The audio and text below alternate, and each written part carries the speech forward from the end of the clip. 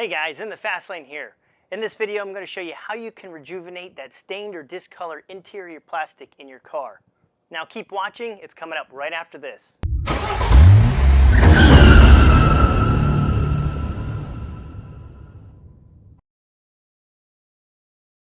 If you need to purchase any of the items in this video, I always pin it to the top comments. It'll say shop this video, or it'll say shop this video in the about me section. If you're on my website, it'll say shop this video underneath the video. These are some before photos of prior center console and armrest. Now they were really dirty, super oxidized, and the actual center console where the shift knob was, that was from coffee and spilt soda that never got cleaned up, and just pretty much soaked in a bunch of layers into the plastic, and this is pretty much the outcome. So this is after fixing it all up, and you can see how it's super rejuvenated, looks really good. I was thoroughly impressed with the outcome. Actually, I was shocked with the outcome. I've used a bunch of other methods, and I'll go over those here in a minute. Now looking at this door handle, you can see it's severely oxidized, really dirty, and needs a real good cleaning. I'm just going to go ahead and remove this door handle panel right here. So you pretty much pull back on this handle, and there's a Phillips behind it.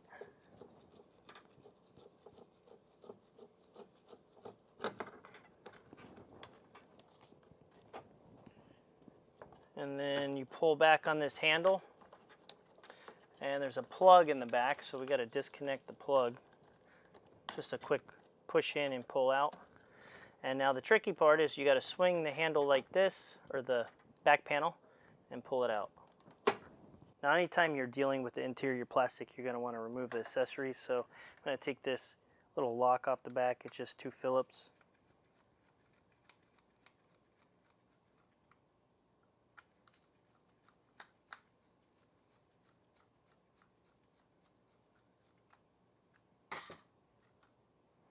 Just set that aside, and now you're ready to get started. Now the other ways to do this is you can use a peroxide, and this is a volume 10. This is a 10% peroxide.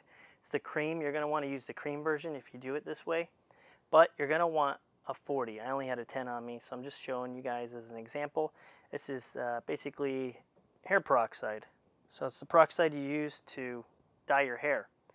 So you get yourself a 40, and then you put it on a paintbrush, and then you just paint the part. You lather it all over the part, front and back, cover all of it. Then you take clear saran wrap and you wrap the part, completely wrap it, compress it, make sure that the cream is all over, you don't have any missed spots. Then you place it out in the sun. And what that does is when the UV light makes contact with the plastic for a long period of time, it pretty much reacts with the hydrogen in the peroxide, and it removes the discoloration. Now most plastics are made up of ABS, and it's, if I can say it right, it's acrylonitrile nitrile butadiene styrene. I probably messed that up, but it's a type of plastic, and it's not really, I'm not really fond of the plastic. It gets brittle, it kind of chips, it definitely changes colors with the ultraviolet rays after a while, and then you get something that looks like this. White plastic is even worse. If you look at all the old game units like Nintendo, or a white water dispenser, they turn yellow, and that's what happens when the UV light hits it. It pulls the chemicals to the surface. Now looking at this, you can see that it's pretty much the acid from your hands and maybe even dirt and grime kind of mixed with the plastic as you were pulling the lever. That's pretty much what happened right there. Some of this right here, this is from the ultraviolet rays of the sun, just touching it all the time. And I'm going to show you my way to do it. There's also another way. The other way would be to get a plastic polishing cream, but I would say as far as the 40 peroxide and the polishing cream, my way is going to last a long time compared to these ways. I've used the actual 40, and after, you know, a couple months or even weeks, the plastic will start to turn again. So this way's pretty much set in stone, because the way I'm going to show you actually completely removes it. Now one thing I would like to point out is if you decide to use the way I'm about to show you, which is the way I like to do it, we're actually going to be removing some of the plastic.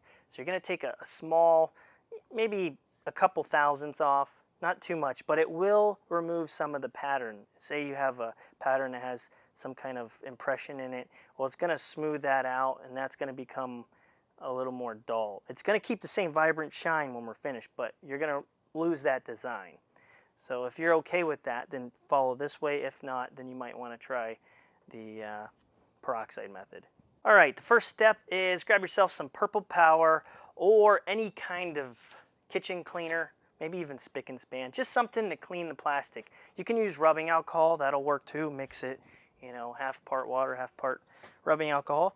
But I'm just going to spray this Purple Power on here just to remove the grease, anything that would be on there.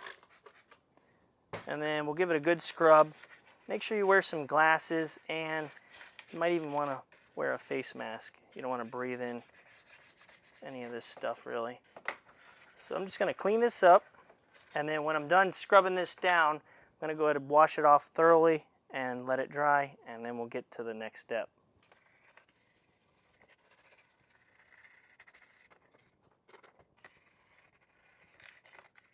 Alright, so I know I mentioned go ahead and let it dry off, but you actually don't need to, because the next part is going to be wet sanding. So what I like to use is a 220 grit paper, so 220, but if you have really bad, you can start off with a 120. This is a 120 grit right here. So you can start off with a 120 grit paper, and that'll give you some scratches. It's best to start off with the 220, because if you just use 220 permanently, you won't have to deal with any deep scratches, and you can just go on to the step after that. Also, you can get yourself a little scrub pad if you want to clean it even more. So what I'm going to do is I'm going to tear off a piece of this 220. Now I actually have a sanding block, but this is such a small piece that the sanding block really won't do too much. So I'm going to take some Purple Power, but you can use water, and we're just going to go ahead and spray this down again. I had already cleaned it. And now we'll spray the piece down. And now let's get to it. So you guys got a good idea what this looks like, right? So we're going to give it some light scrubbing with the sandpaper. And you can see all the stuff's coming off.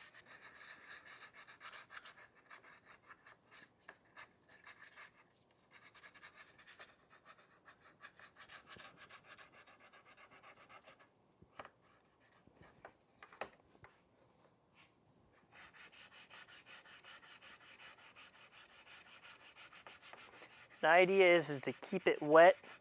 It'll work a lot better. If it dries up, it'll start to eat the sandpaper up pretty quick. So wet sanding just kind of gives it that nice smooth finish.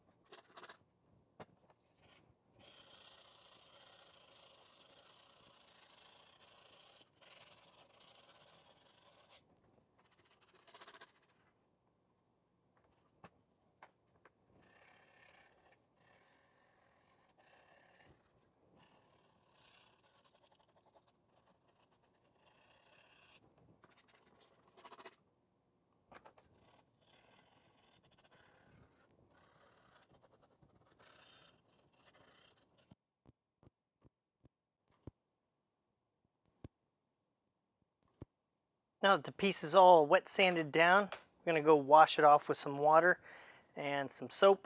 I'm going to use Purple Power, use some kind of rubbing alcohol or household cleaner to clean it off. You want to clean it until it gets real grippy. So wash it off really good, and then we're going to let it dry completely off. And you want to leave it dry completely off, because if there's any water, it can mess up this next step. All right, so the last and final step. Now the reason why I said get all the water off is because we're going to be using fire. So we're going to use some propane, and we're going to torch this piece. No, I'm serious. We're going to torch the piece. But you got to be careful. You got to go quick and keep the flame moving. You don't want to sit in one spot or you will melt the part, and that'll be it. All right, so we're going to go ahead and start this propane. So we got the torch going, and we're going to aim it at it and go quick. Now, watch this happen before your eyes.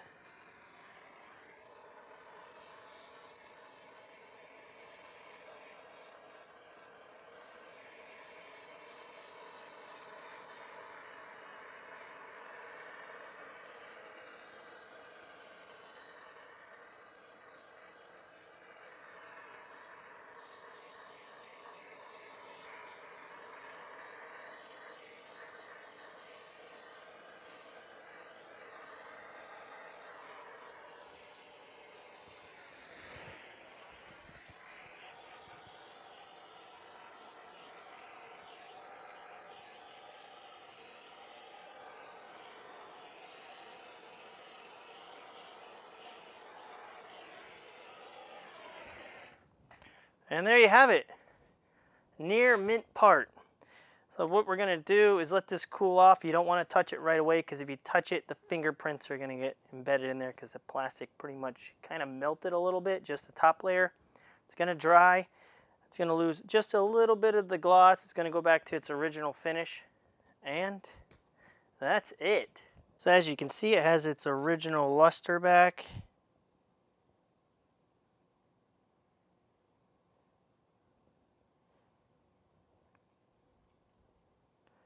And it smoothed it out a little bit. You can see where it's a lot smoother. But overall, super, super nice piece. Way better than it was. Now I just washed this handle off, but I don't want to take it off. So I'm going to hit it real quick. Now do this at your own risk. I don't suggest you doing this. You could burn your whole door down, electrical wires. But I'm going to do it real quick.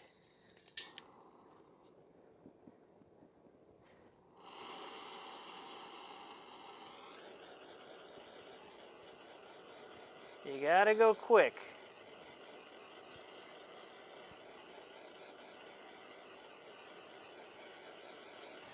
There we go. Let that cool off. Might have to do this one. Let's do the lock part.